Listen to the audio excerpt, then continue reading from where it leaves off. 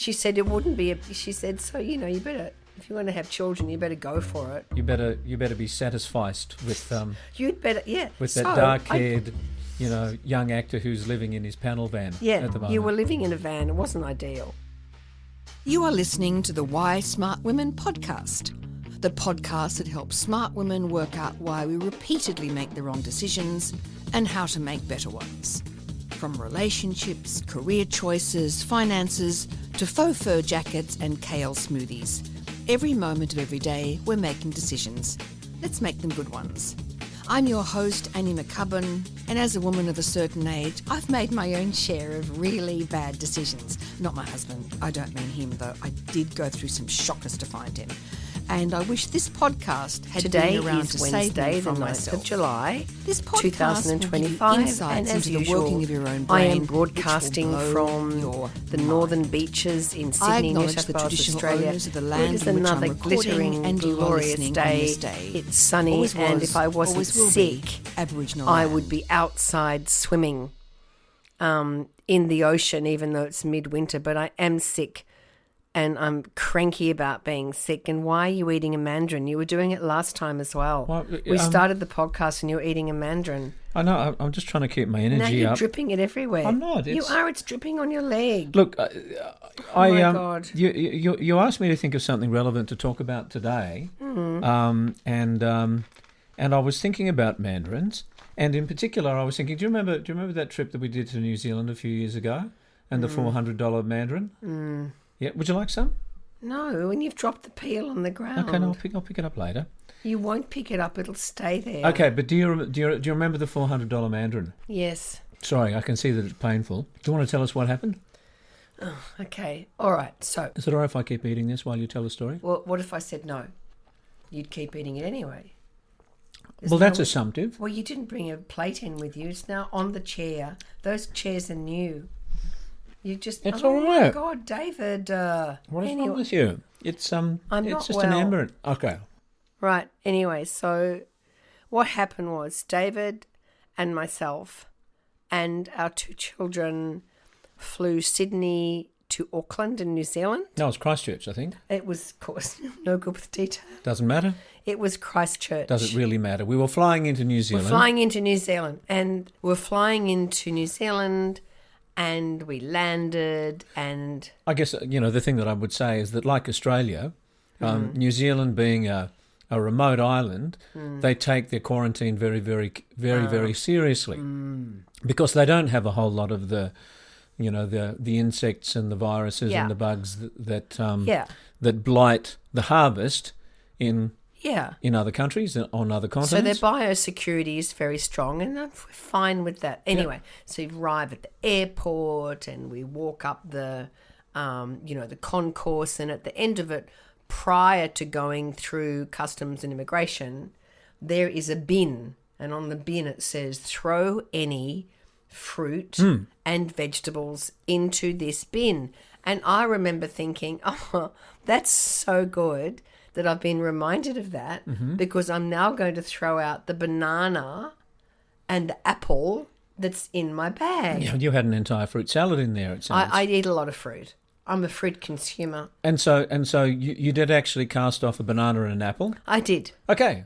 And then... Okay. Job done. Okay, so they got gone, and then I think the children were quite small.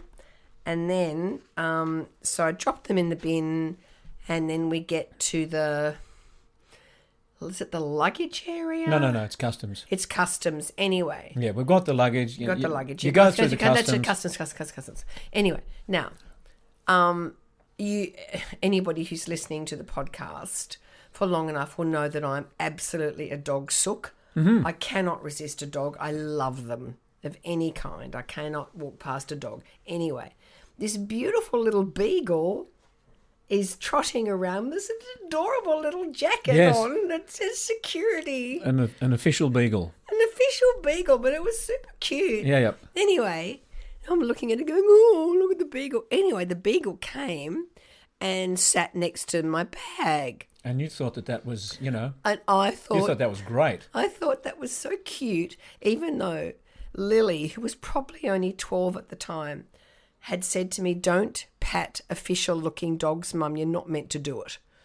So I didn't pat the beagle. Yep. I didn't pat it. But you were strangely flattered that it had It sat next to the bag. sat next to your bag, and you felt it was because it knew that you were a dog lover. Yeah.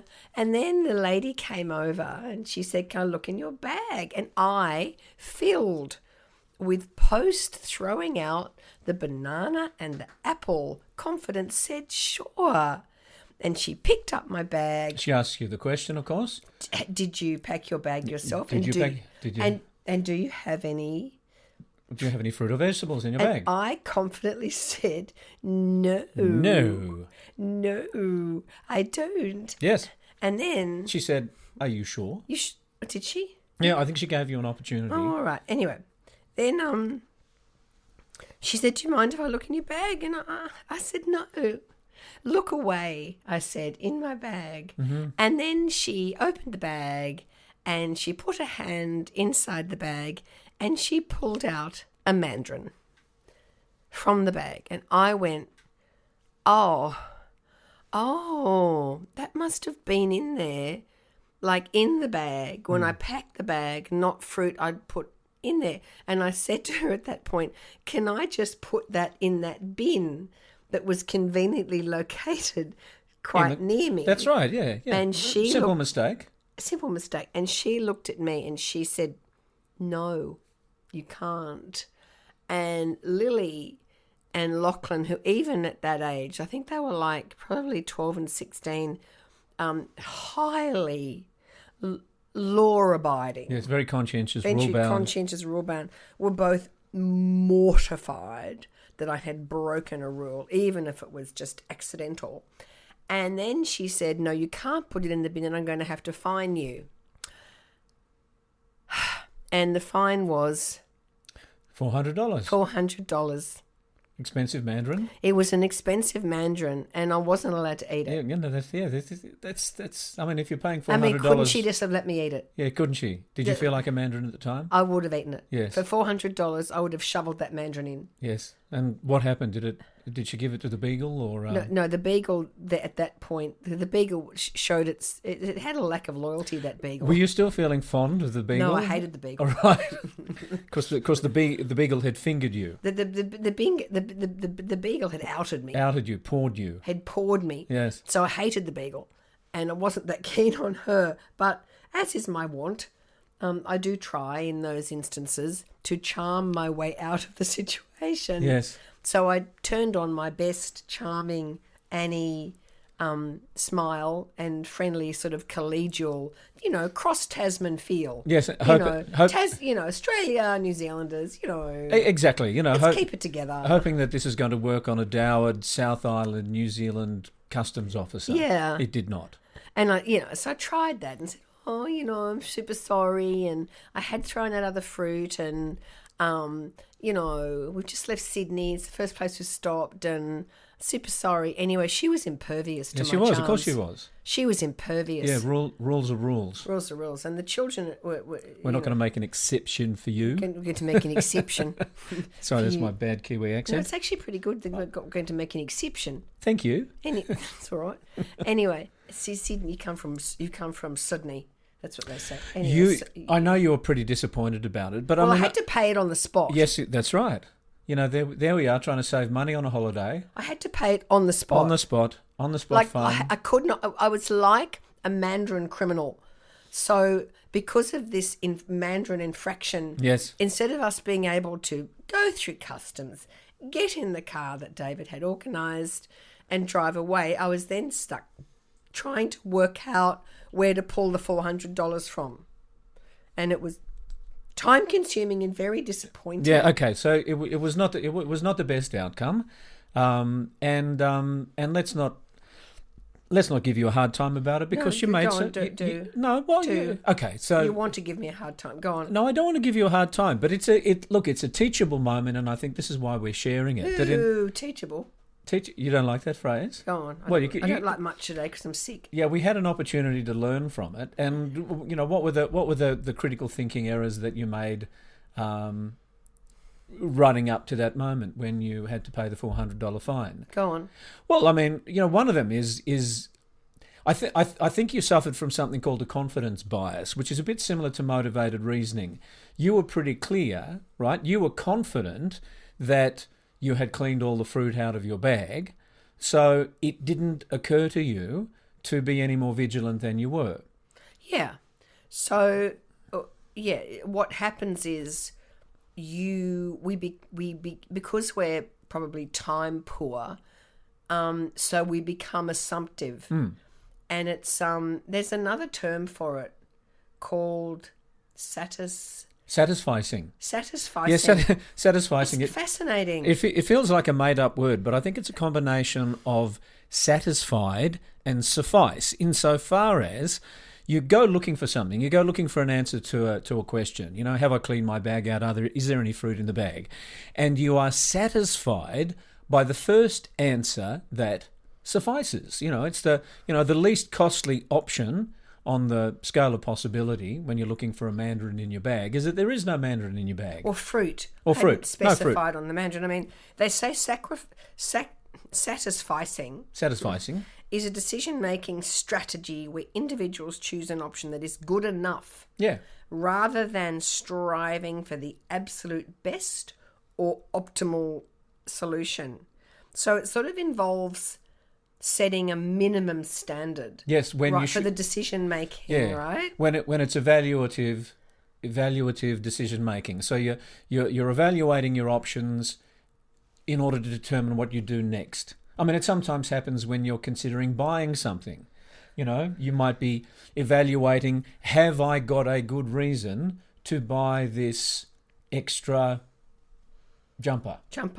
Oh, so that's right. So I think online shopping. So you go online. Yeah. And of course, what we're looking for when we get online is a dopamine hit, right? Yeah. That's it. You hit whatever, buy. Yes. Cart. Yes. Go to cart. And you hit yes, and then you put your credit card in and you've bought something. And you bought it. And it's a great dopamine That's hit. right. The brain goes, yes. So the dopamine Winning. hit is satisfying. Yeah. And that satisfaction suffices. It suffices as an answer for should I be doing this. Well, also it means that you don't have an extensive. So instead of just going, this is what I do. I'm the opposite to my daughter. So I'll go in, and all I really want is to make the purchase. Yep. So I'll go into a shop, or let's just take the physical environment. I'll go into a shop and I'll see something that I like, and it fits. It's sort of the right size.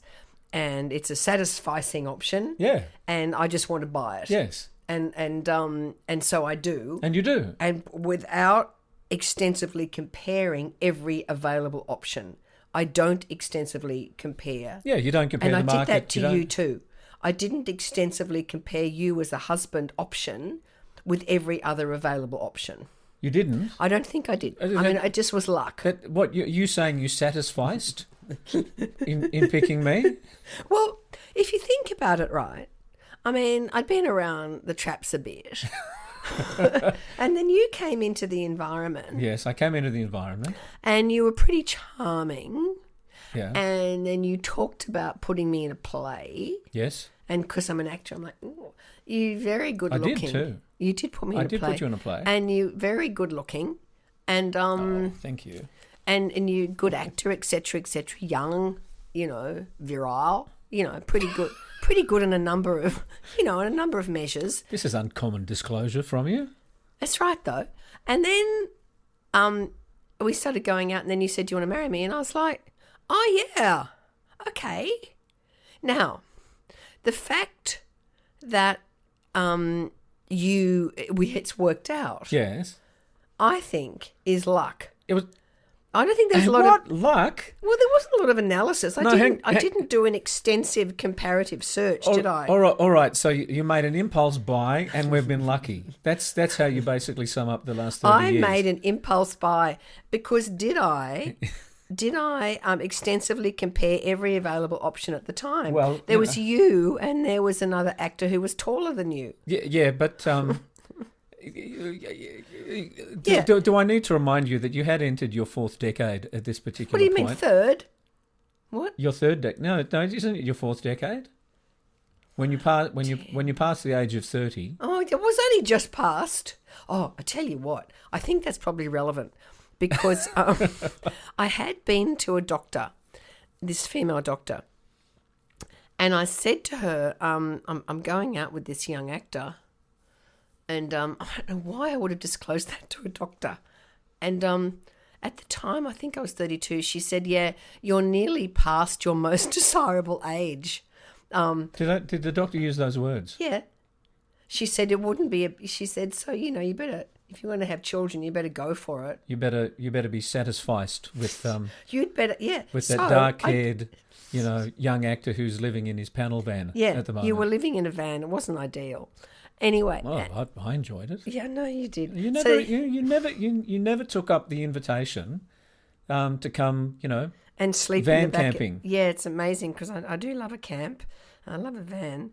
So this is the benefits of satisficing. Let's go back. There are benefits. Well, time and resource savings. So satisficing can save significant time and effort by reducing the amount of searching and comparison required. So by me doing two things. One was just, searching at the top of the bag. All right. We're back to the Mandarin. No, I'm about to get back to you. Okay. And secondly... I'm happy for you to stay with the Mandarin. No. And secondly, getting back to you, time was of the essence. I was getting a bit older. Yes. There was... In those days, we didn't think about red flags, but there wasn't a lot of obvious ones. Red flags with you. There weren't? You were charming, which did worry me at the time. That was a red flag for you. It was a red flag. Yes. Well, I mean, you'd been around the block enough times to know that charming men sometimes are a bit unreliable. Yeah. And you were charming and highly complimentary. Well, I was smitten, I'd made a decision I wasn't going to let you get away. Yeah. Anyway, and then there's the reduced cognitive load. It can simplify decision-making processes, particularly when faced with complex choices. So here I am. I'm in my early 30s, and some part of my brain along with the doctor telling me, must have gone, you'd better sort of get on with it, I think. Really? And then I thought, what am I going to go back in the market and what? What you're taking relationship advice from a doctor? I mean, you didn't talk about it with your mum or your girlfriends? Oh, I talked about it with my mother. And when I first met you, and I was off men, and I said, I've met this young actor. I had that tone too. Oh, I've met this young actor. And she said, Anne, go out with him. You don't have to marry him.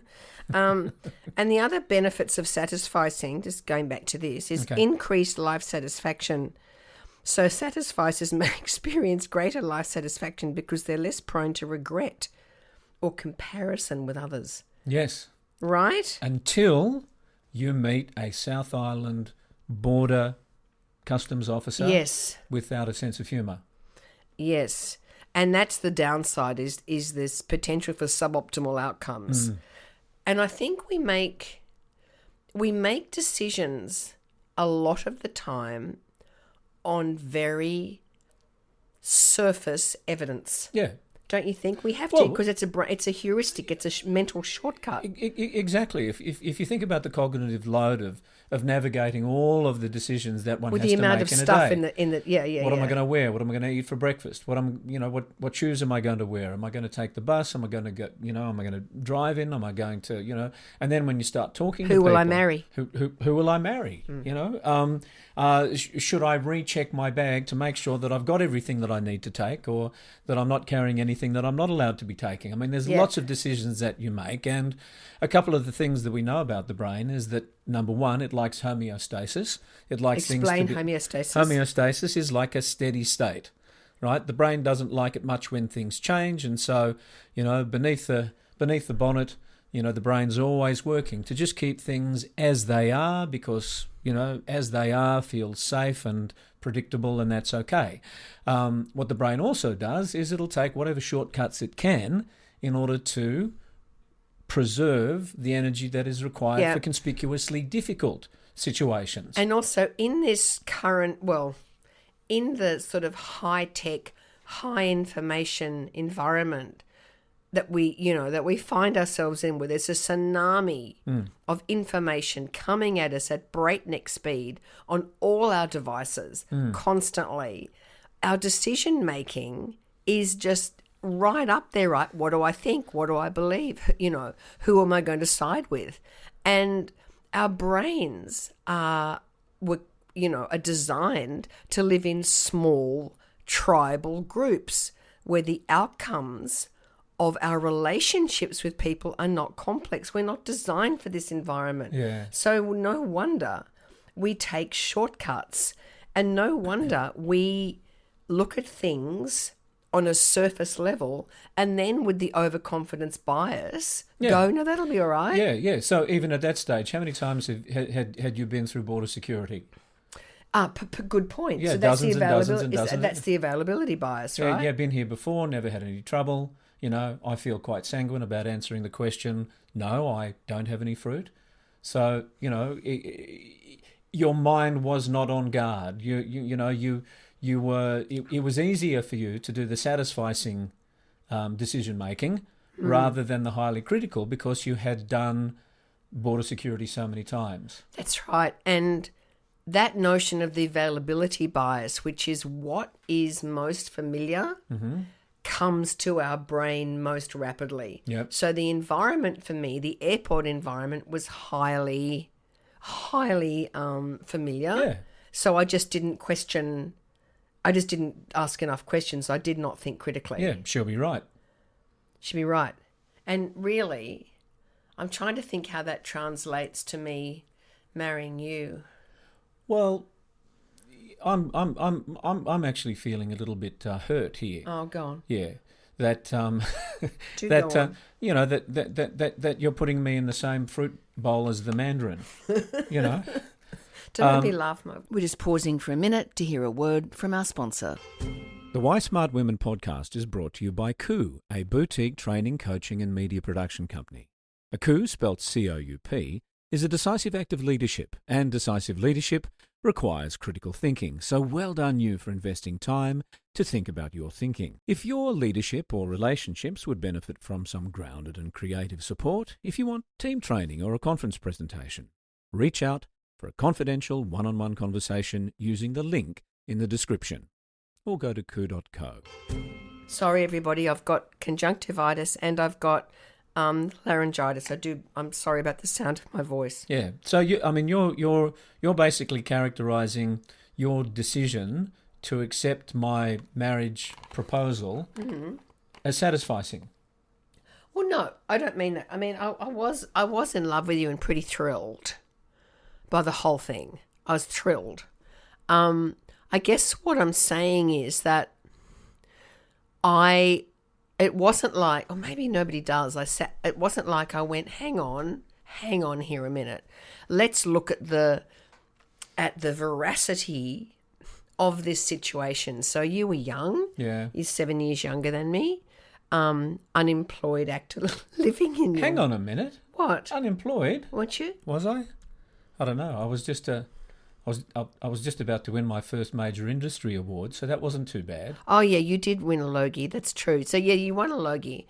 And that probably influenced my thinking. Actually, I think it did. Oh, you're so superficial. I know. I probably went, I'm onto a good thing here. Yeah. Unemployed to Logie winner. Yes. But you were still young. Yep.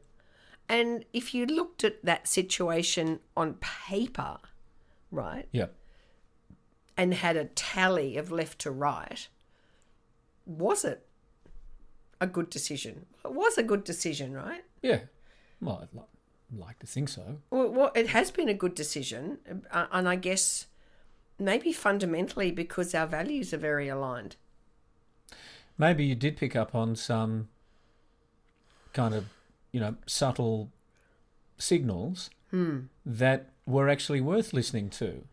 And that is that I found you really funny and really entertaining, and I thought you were very talented. That's right, because the first night that we actually met, you were doing a play reading at the Griffin Theatre Company, and I was running the play reading network, and you turned up to read a play, and I remember you were incredibly funny. Yeah, I am funny. And was I the only one who was laughing at? Yeah, pretty much. Yeah, and I appreciated that laugh. Yeah. I guess we're making a lot of these decisions in the subconscious part of our brains, and maybe I had already sorted out a lot of wheat from the chaff. Yes. Because most of the relationships I'd had prior to you were disastrous. Yes. So on that sort of comparative end of things, you came off quite well. Right. Yeah. Yeah, I wasn't as mad as some of the lads who'd come before. Ugh. I'll tell you, that boyfriend that I had, who was a yoga teacher, and this is pretty much what's turned me off the whole spiritual, men who are into sort of spirituality and, meditation and, just being, working on their consciousness. He was awful. He was an awful person. He wasn't nice to you, that's for sure. He was insecure. He was nasty. He was potentially violent. Obviously, he never hit me, but he was just an awful person. And I don't mind saying that. And it took me 9 months to extricate myself from that relationship. And it wasn't until you came along that I sort of finally did extricate myself from that relationship. Oh, I think I'd extricated myself just before that. But I couldn't get rid of him. He was like a bad smell. He was just vile. Okay, so it kind of worked in my favour because comparatively, yeah. The contrast, I probably had a bit of a halo effect. You would have had the halo effect, Yeah. You're funny, talented, all those sort of things. Not, and you didn't have that sort of fake quasi spiritual feel about you, which I loathe. Yeah. Yeah. So maybe the halo effect. It's interesting how what goes into the decisions that we make. And we know that there's thinking fast and thinking slow. We know this. That there's the quick decisions that you make, and then there's the more considered decisions that you take. There's two systems of thinking. That's right. And it was the fast thinking that was in play when you were initially asked, do you have any fruit in your bag? 100% fast thinking. Fast thinking. Slow thinking might be, and is that what you're recommending? That even in these really familiar situations where it matters that our thinking is right, and I guess I'm thinking about when we're travelling, like when we're talking to border guards, when we're trying to read a transportation schedule, when we're working out how to get from one place to another. Yeah. That in those situations we're making a lot of decisions, and we can revert to, confidence bias, motivated reasoning, Availability bias, satisficing. Yeah, we can do all of those sorts of things, and so the advice or the suggestion is that even in those situations, you practice just asking yourself the question: if I get this wrong, what would it cost me?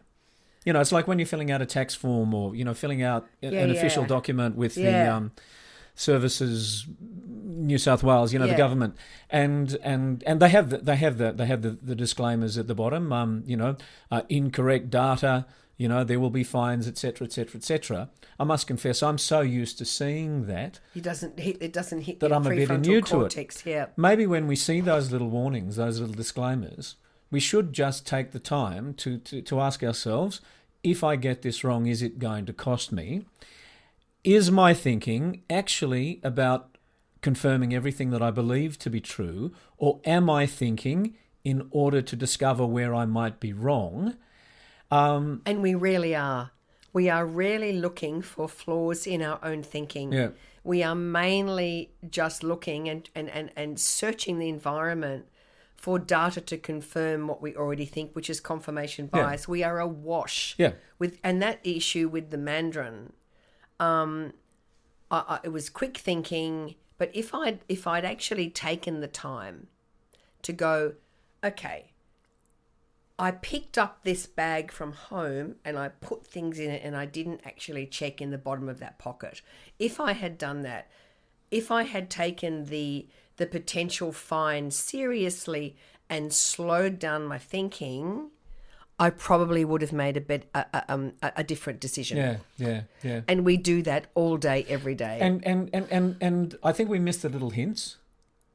We miss those little hints, and maybe it is the bit at the bottom of the contract that says, there will be penalties for misleading or false information. Yeah. I do remember that at the other end of the trip, we made another mistake that ended up being costly. That's right.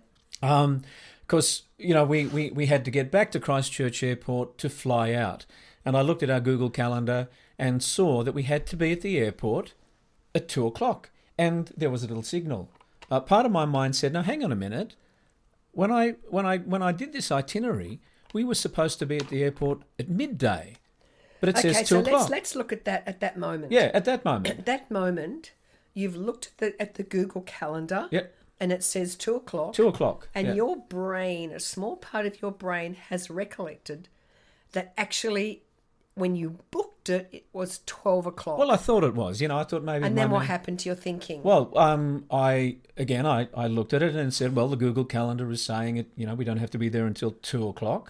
Well, that's great. It means we've got an extra couple of hours in the morning on our last day on the South Island of New Zealand. We can enjoy the ride. We can stop. We can take photos. We can get snacks along the way. We don't have to rush to the airport.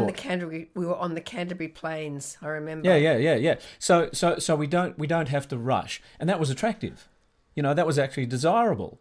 So I was thinking to myself, part of my mind was going, "Oh, you beauty, bonus 2 extra hours. Bonus 2 extra hours. We don't have to rush." So, and we didn't rush. We took it nice and slow. Your brain has thrown up a flag that potentially this is not right. Potentially this is not right. And your brain has overridden that with what? A celebration that we've got an extra couple of hours and we don't need to rush. Because I hate rushing on holidays. So what happened was the flag's gone up. Yep.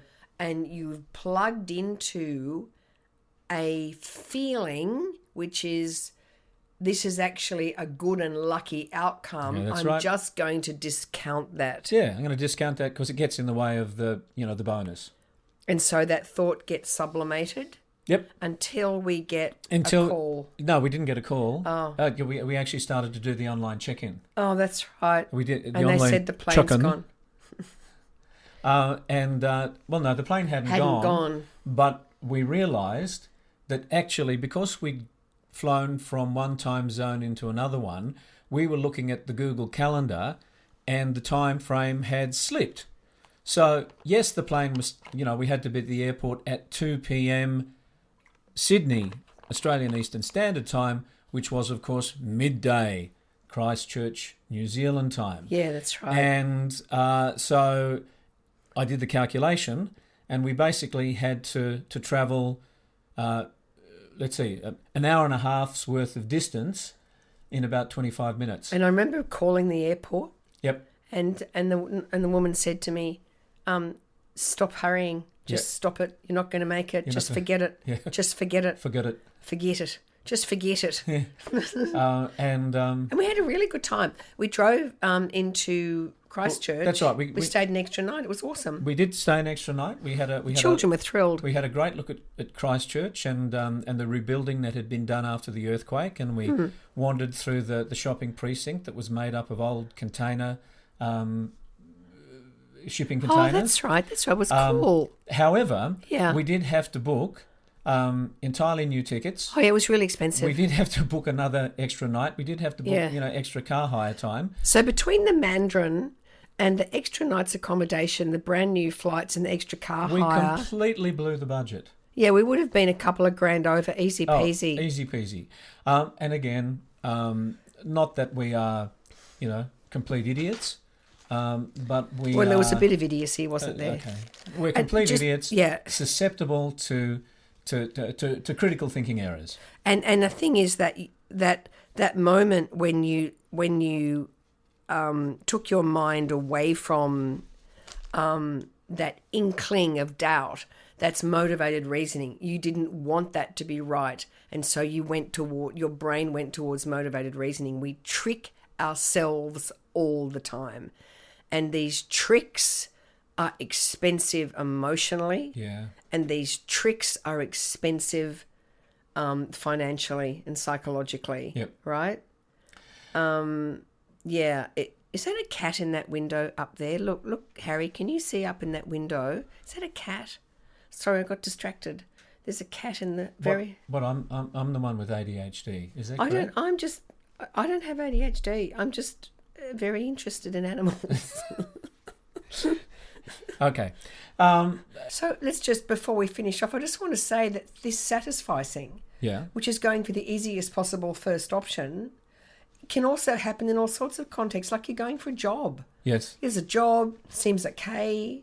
You know, you won't have to go through another job interview, may as well take it. That is satisficing. If you haven't actually searched the market Yes. and seen what the most optimal, you know, you could be missing out on great things. So there's upsides and downsides to satisficing. If you're looking for a reason to take the suggestion of the person trying to sell you something, if you're trying to find a good reason, and you come up with a reason like, well, if I don't buy it today, I'm going to have to spend more tomorrow, and you're happy with that reason, then you'll take that reason. Yeah. But that actually may not be the right reason to buy. No.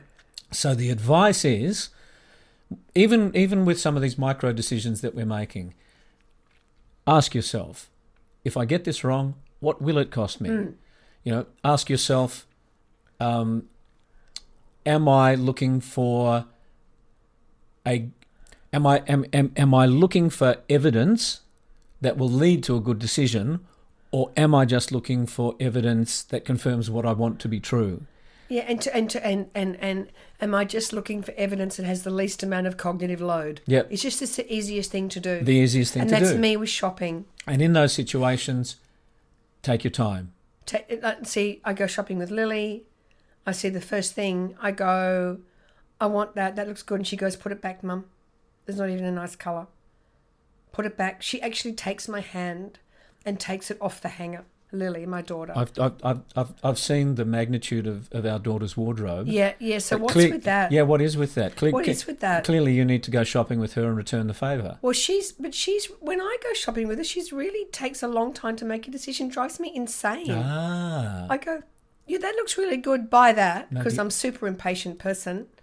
She goes, no, I'm just going to think about it. But obviously, she goes and thinks about it and then buys 10 of them. So I'm just going to say that one more time. Satisficing is a decision-making strategy or cognitive heuristic that entails searching through the available alternatives until an acceptability threshold is met without necessarily maximising any specific objectives. Okay, so now that I've understood that, I do not think that word is appropriate for our relationship. Okay, no, it's not, but it's not. Because it's great. But all I'm saying is that I just didn't go through some exhaustive search process. You know, you looked really good and you were nice and it was good. Yeah. What? Have I said the wrong thing? No, it's okay. That's okay. No, it's worked out really well. But I mean, you don't know who anybody is. Come on. Look, let's face it. It's a lot of it is a game of luck. You don't know a single person until it's 2:00 in the morning and the baby's crying and you've run out of baby formula. Mm-hmm. That is the measure. Not saying that we don't keep a close and vigilant eye out for red flags, because we must. People give themselves away all the time. But if there's no red flags and the person is a nice, like you are, nice, reasonable, good human being, we still don't know, do we, until we're under pressure, how we're going to behave, how we're going to respond. And that is the measure. That is the measure of a stable relationship, is if you can undergo pressure together and not kill each other. Okay. So are you prepared to answer would you describe that your decision to say yes, was that satisficing or was it something else? It was love. It was... It was love. Okay. Because I loved you. Yeah. Okay. I think I need another Mandarin. Well, I hope you found that interesting. That journey we travelled between the Mandarin and David and my relationship and how we make these decisions. And the early years, and maybe you've learnt a new word today. I really like it. I think I use it a lot. Satisficing. I go, that'll do. Yeah. I do. I go, that'll do. And so it's sometimes a good strategy. It is. It's easy. Yep. But it can cost you. It can. In a in a micro decision in an airport. It can. Yeah. So on that note, smart women, thank you so much for tuning in. I'm truly sorry about my voice. There is a series of horrible viruses that are sweeping Sydney at the moment, and I was lucky enough to pick one up. So thank you very much for tuning in. See you next time. Bye. Thanks for tuning in to Why Smart Women with me, Annie McCubbin. I hope today's episode has ignited your curiosity and left you feeling inspired by my anti-motivational style. Join me next time as we continue to unravel the fascinating layers of our brains and develop ways to sort out the fact from the fiction and the over 6,000 thoughts we have in the course of every day. Remember, intelligence isn't enough.